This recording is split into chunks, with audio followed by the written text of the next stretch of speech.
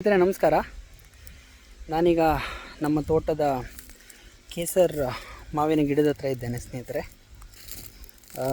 ಇದು ನಾನು ಮತ್ತು ನನ್ನ ವೈಫ್ GKVK ಹೋಗಿ ತಂದಿರುವಂಥ ಗಿಡ.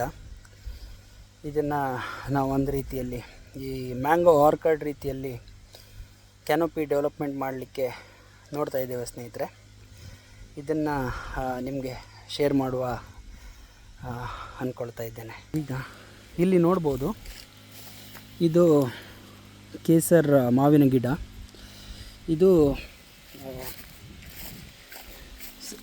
ಸರ್ಕಲ್ ಆಫ್ ಬರ್ಡ್ಸ್ ಇರ್ತದಲ್ಲ, ಅಲ್ಲಿ ನಾನು ಇದಕ್ಕೆ 4 ಕೊಂಬೆ ಇಟ್ಟಿದ್ದೆ ಸ್ನೇಹಿತರೆ. ಏನೋ ಆಗಿ 3 ಬಿದ್ದೋಗಿದೆ. ಈಗ ನಾನು ಇದನ್ನು ಇದು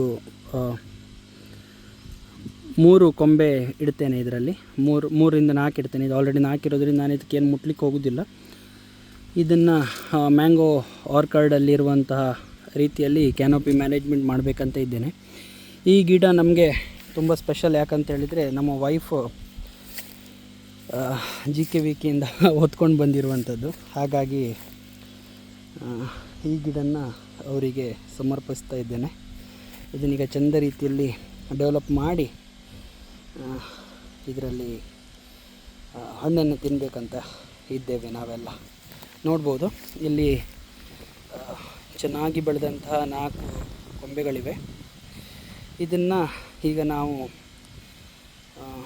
ಈಗ 4 ನಾರ್ಮಲಿ ಹೆಂಗಿಡ್ತೇವೆ ಅಂತ ಹೇಳಿದರೆ 3 ಇಡ್ತೇವೆ.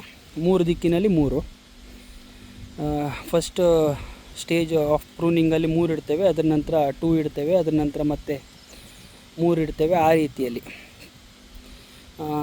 3 ಸ್ಟೇಜ್ ಮಾಡಬೇಕು. ಇದರಲ್ಲಿ ಆಲ್ರೆಡಿ ಈಗ 1 ಸ್ಟೇಜ್ ಆಗಿದೆ, ಇನ್ನು 2 ಸ್ಟೇಜ್ ಬಾಕಿ ಇದೆ. ಇದನ್ನು ನಾವು ಅದೇ ರೀತಿಯಲ್ಲಿ ಕ್ಯಾನೋಪಿ ಮ್ಯಾನೇಜ್ಮೆಂಟ್ ಮಾಡಬೇಕು ಸ್ನೇಹಿತರೆ. ನೋಡ್ಬೋದು, ಈಗ ಇದನ್ನು ನೆಕ್ಸ್ಟ್ ಸ್ವಲ್ಪ ದಿವಸದಲ್ಲಿ ಇದನ್ನು ಪ್ರೂನ್ ಮಾಡ್ತೇನೆ. ನೋಡ್ಬೋದು,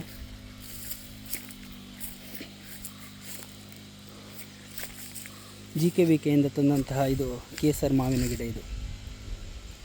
ಥ್ಯಾಂಕ್ ಯು ಸ್ನೇಹಿತರೆ.